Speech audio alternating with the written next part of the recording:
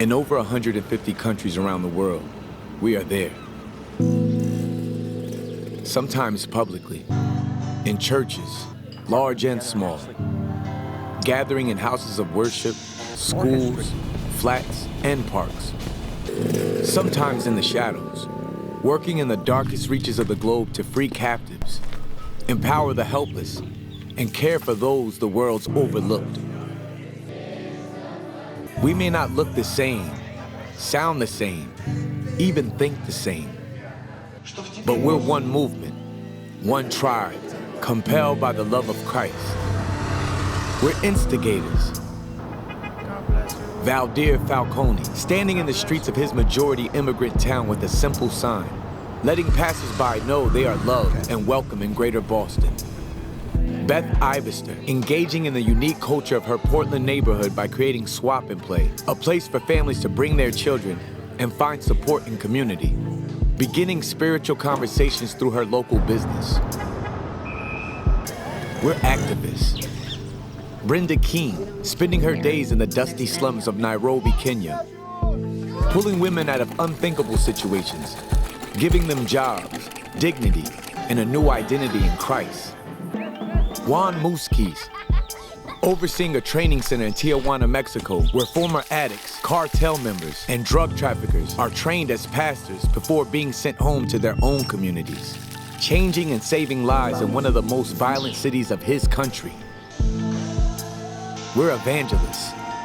Justin Matera, a Brooklyn-born and raised graphic designer with a passion for his hometown, starting a church in the heart of his city to reach a generation so easily swallowed by the glamour and pressure of New York, opening doors for those that have long since left the faith. Ihsan Özbek, leading the largest evangelical organization in Turkey, putting his life on the line daily to ensure his fellow Turks hear the good news of Jesus, ministering to the growing number of refugees in his country, and encouraging believers in closed countries throughout the Islamic world. How does such a diverse tribe exist? It started with our founder, Amy Simple McPherson, who took a very different approach from the evangelists of her time. She chose a message of hope over fear, preached to both the social elite and the down and out. She fought to destroy racial, gender, and socioeconomic barriers. And we continue that fight to this day, leading the way in opening up new countries, establishing churches in our forgotten urban cores, empowering both women and men as pastors, and raising up indigenous national leaders to oversee missionary works. Amy utilized technology, media, and the arts to spread the gospel. She wanted to build a church that interfaced with contemporary culture instead of shying away from it. She envisioned a church that would grow stronger over time, always progressing, always centered around the Bible and its transforming power. And that spirit remains alive today.